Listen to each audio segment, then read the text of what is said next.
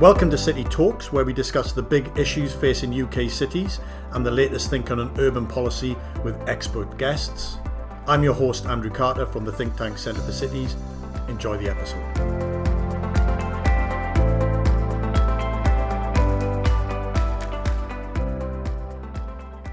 Welcome to this episode of City Minutes. Today I'm joined by my colleagues Jess Tulasiewicz and Andy Burnham, and we're going to be talking Burnham.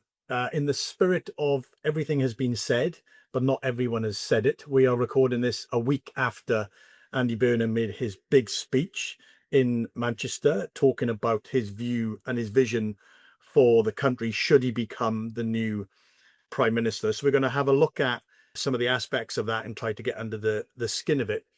I suppose the first and obvious point was the centrality, the significance, the importance that the speech and he more generally gives to the idea of devolution. It was central to everything he pretty much said in that speech. That was his big idea. And I think it's important, again, that it's not just thinking about aspects of his agenda, it's all aspects. And that covers things around politics, so how people are represented, how places are represented. It's obviously economics, how people go about making their way in the world, and it's connected to the perspective of everyday life. In a sense, devolution in his worldview is a way that we can get better politics, better economics, better everyday lives. So I think that's a kind of interesting issue. We'll come on to how that relates to things like levelling up, but that is just a central and obvious thing to start with, Ant. Yeah, so Burnham clearly faces this kind of almost double-edged sword, right? That he is obviously Metro Mayor of Greater Manchester, and that is really central to his national political argument. Obviously, Boris before him was Mayor of London, but was not judged on his performance as Mayor of London in his qualification to be Prime Minister. That is not the case for Burnham. Yeah. His record in GM is absolutely the core of why he is the front runner to be PM. But he's got this challenge, right, in that he's got this record in Manchester that's very local and very specific to that city. How you then turn that into a national political argument, especially for people who've never been to Manchester, right, or maybe you've been to it once or twice, but who certainly don't feel connected to it, and how it's changed over the past few decades, presents a political challenge for him. So it was interesting in the speech to kind of hear this argument he was making, where we've had economic difficulties for a number of decades. He's connecting that to national political difficulties for at least a decade. And his argument is, in Manchester, we've delivered economic change through local political change. And I want to make national political change so we can deliver that kind of local economic change nationally as well. Yeah. I mean, Jess, over the last decade or so, during his time as Metro Mayor of Greater Manchester, we've had the good fortune of regularly engaging with him. So we kind of know how central this idea of devolution has become to him. It's kind of interesting that quite a lot of the coverage of the speech, even after the speech, was to come into this issue for the first time, particularly national journalists, maybe not as familiar with these kind of things, trying to grapple with what they were thinking about. Yeah, as you guys have said, the speech definitely set a framework for how he wants to be governing. He's made it clear that he wants to take power from the centre and put it back into the hands of people and places across the country. And he's linked that to create a new sense of agency and hope in local communities as well. As you guys have said, he's got nearly a decade of lived experience as a Metro Mayor and as a Metro Mayor of probably the leading MSA in the country, always at the front of the pack, making the deals and other people watching what he does and taking note of that.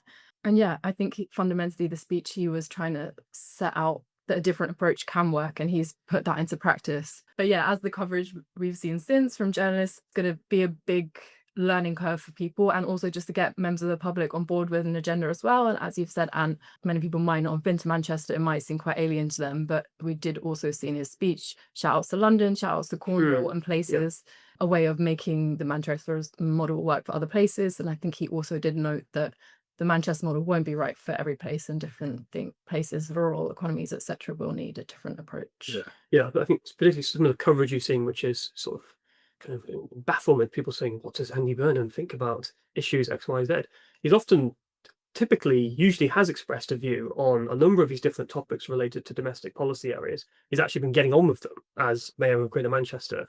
It's just because he's outside, as a metro mayor, like all the mayors are, outside of this sort of very centralized political system, has not taken part in the way in which centralized public debate occurs in this country. So perhaps it's not so surprising that some of the some people who are a bit more new to the mayoral agenda are only finding their feet for the first time. Yeah, no, quite. And I think reflecting that, one of the ways that his speech and what he stands for has been written up or has been interpreted as, oh, this is his version of leveling up, and I think that is completely wrong. I think it misses the fundamental nature of this agenda to him and to his experience, at least over the last 10 years, but probably before that. This is not just someone coming up with a domestic policy thinking about leveling up, which really ultimately, despite best intentions, translated into small packets of money being doled out by previous administrations to place X or to place Y, to do something cosmetic, to simply label it as a better or different version of leveling up, I think misses something quite fundamental about him and his philosophy. And actually, if he does this, and that will come on to the if he does this, this will be quite a significant change to the way the country operates. And you see this in a bit in how he talks about Manchesterism, which again is some of the national public debate that's happened recently. Some commentators are suggesting is simply Burnhamism, right? Yeah. It's just what he has done over the past 9 years. When if you listen to what Burnham actually says on this, he's talking about a minimum 40-year project that long predates him, that he's building on the foundations of with his time as mayor, where it's this combination of public sector support, it's supporting businesses, it's working with universities to create, as he puts in his terms, place first, rather than politics and party first, which I think is quite, it's quite difficult, I think, for our national public conversation to fully grasp how different that is from what we do, because our politics is so party first, it is so centralized that it really struggles to think about how do you deliver growth at a local level and by extension of a national level too. Yeah, and I would just add in, I mean, many listeners might be aware that we do our In Conversation with the Mayors every year at Party Conference, and we engage with them regularly throughout the year. But this place before party mentality is not something exclusive to Burnham. We've seen it from various Labour mayors, Conservative mayors, and yeah, I think that is something that national policymakers, journalists will need to wrap their heads around. This isn't just Burnham. It applies to other people who are working in the same space and same delusions. Yeah, there's a sort of an ethos that, as you say, many of the mayors, if not all of the mayors, have, and that's not just Labour mayors. That's also equally applies to the Conservative mayors and indeed, the Reform mayors as well. There's a sort of philosophy and ethos about place before politics. Yeah. So, for example, we saw Ben Helchin, I think, by the end of last week, saying he welcomed kind of the new mayor Andy Burnham's devolution agenda, particularly kind of more responsibility, kind of more fiscal autonomy for his place. Even though he's from a very different part of the country, a very different political party to Burnham, they've had their scraps in the past. Very much you see this place first agenda coming through. Yeah. The other aspect, I suppose, which is the the big question, and the honest answer is we won't know, but is around, will he be able to do it? And I think there's quite a bit of skepticism in terms of the nature of it. It's all process, it's all wiring of the state type of thing, which he himself referred to. So there's a kind of big question about, will he be able to do it?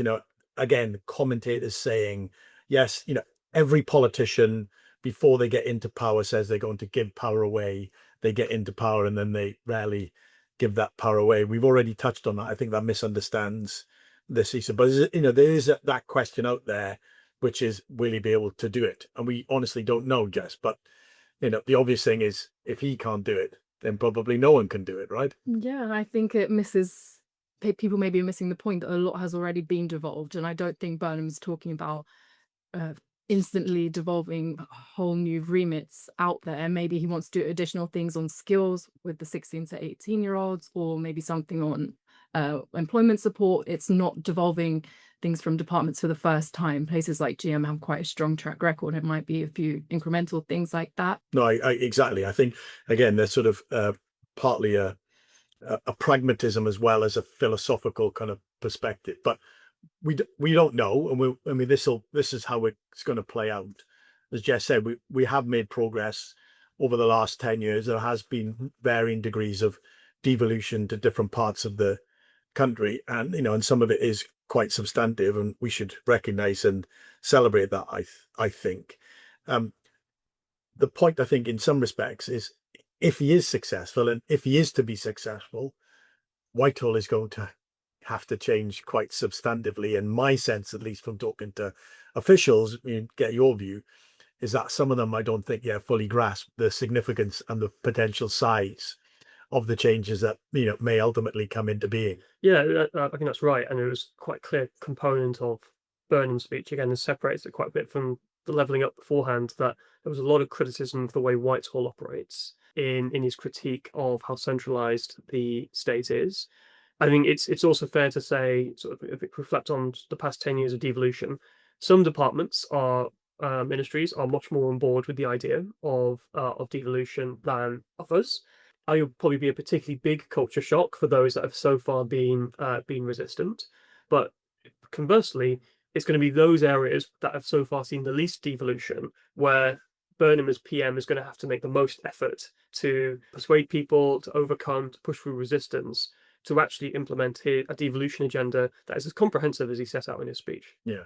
And obviously, Jess, he talked about, and it was again picked up, he talked about number 10 North, as a sort of a symbol and a signal in some respects to the significance, of being outside of London, picking Manchester for its location, but also giving it a remit to really think about how devolution is deployed and pushed through the rest of the system. That will be the central test to North number 10. So again, a sort of symbolic element about the recognition that Whitehall will need to change. Yeah, definitely a symbolic element. That, as well as a practical element. In his speech, he wrote about the national government being overfunded and overstaffed compared to local government. I think in his campaigning, he was saying if local government can't fix a pothole, then why should anyone have any hope in local politics? But in the speech last Monday, I believe he spoke about Whitehall departments being deployed to support staffing or resourcing in different MSAs up and down the country as well. So we'll look to see how that plays out in practice.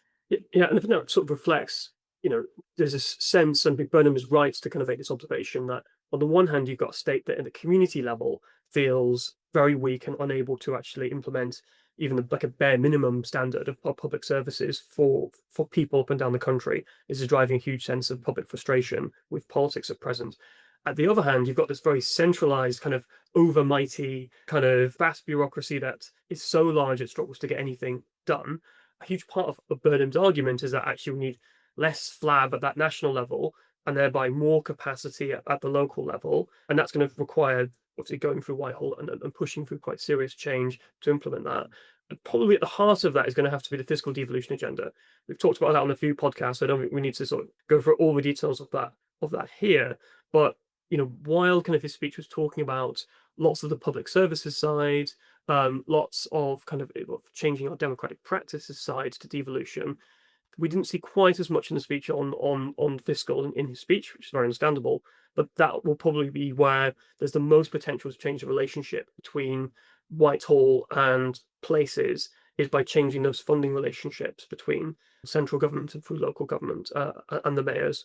A more kind of fiscally devolved settlement where there's a stronger link between Treasury and individual places, rather than getting the Whitehall departments in the way as middlemen, is going to have to be at the key of what Burnham is trying to do. Yeah, we'll move on, Jessica. I know you've been writing about and looking at, when he talks about good growth, what does he mean? And we'll come on to that. I suppose the last sort of just reflection is just a reminder that actually what he is advocating for is some degree of normality, particularly when we compare ourselves to continental Europe or to vast parts of North America, etc. All the OECD countries more generally is actually saying, our highly centralized, highly unequal country makes us not normal in that respect, makes us an outlier. And this is an encouragement and a support, and actually to get more, to be a bit more normal, a bit more like other places, which is kind of interesting, because quite a bit of the reaction already has seen a sort of defense of the status quo, as if that is somehow something that needs to be safeguarded. And yet, when you look at the outcomes, however you define them across the country, I think there's a fair consensus that the country is not doing very well. So defending the status quo come what may, is somewhat questionable. But this idea of normality, I think, is just really quite important, Jess. Yeah, I think you're absolutely right there, Andrew. And I mean, we had similar discussions when we were talking about the visitor levy internally and things like that. We Yeah. are the international outlier, and protecting the status quo when the status quo isn't working doesn't seem to be what the electorate wants anyway. Yeah. And I think you're seeing some of the defenses of the status quo are topsy-turvy, right? You're seeing some of the responses to Burnham's argument for devolution are this kind of resistance that this is going to be more transfers from the south of England, from affluent places, to these northern cities. And it seems people are just almost kind of unaware of just how extensive our centralized state is. There's just the degree of subsidy that exists within our system, and is, in other parts it's justified explicitly on that basis. There doesn't seem to be a realization that what he is proposing actually tackles some of these problems with transfers of subsidies from affluent rural areas towards urban areas, by making urban areas more self-reliant and improving their performance in the national economy, to allow every part of the country to do a bit better and be a bit more responsible for its own services. Yeah.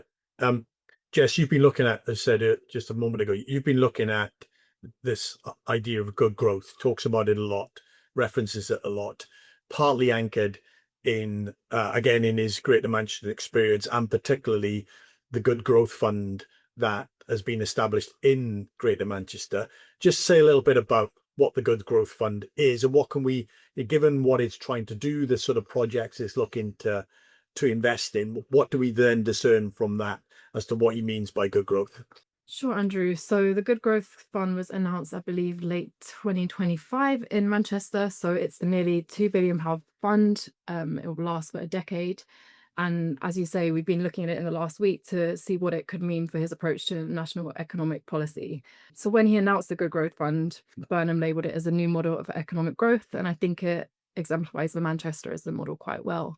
So it's the acknowledgement of economic growth going hand in hand with social progress. And I mean, the fund was launched after a decade of strong growth in Manchester city centre, and as a mechanism to spread the growth out to the 10 boroughs in the Greater Manchester remit. In terms of what projects are funded, we've seen quite a lot put into town centre regeneration, focus on the Stockport, places like that. I think he referenced in his speech quite a lot of that being new neighbourhoods in town centres, increasing the amount of residential, and then a lot of other measures on housing delivery as well. So the Victoria North Newtown, and quite a lot of brownfield sites included in the fund. Quite a lot of employment sites in the city centre, so for office space, lab space, and then I believe one bit of funding for the Atom Valley Innovation District as well. And then quite a lot on transport infrastructure as well, but transport infrastructure to unlock new delivery rather than transport for the sake of transport. Yeah, and I think some of it is in the sort of green technology type of space as well, trying to, with an eye to the, future potential bits of growth in the economy. But it's a good insight into, again, I think you made the point right at the beginning, it's a practical interpretation of a concept. Yes, everybody can talk about good growth, but actually we've got this Good Growth Fund, which then reveals some of the projects that he understands and is looking to deliver, or was looking to deliver, in terms of through that particular mechanism. Yeah, and I think it also reveals some sense of the politics of good growth as well, and devolution, in that you've seen these criticisms of Manchester's success over the past few decades, and Burnham's relationship to that with well, the city centre has changed a lot, that's improved. There's also prosperity within the urban core of Greater Manchester that hasn't touched the places on the outskirts of Greater Manchester. Andy Burnham hasn't done anything about that. He doesn't know anything about these other places. The Good Growth Fund is by far the clearest, explanation that he is very conscious of this, and that there is a sequencing and a phasing to urban growth and urban success that he and other colleagues in Greater Manchester have been trying to implement. It's just, it comes from this recognition that the city centre needs to succeed. That is a precondition for the wider city region economy to do well.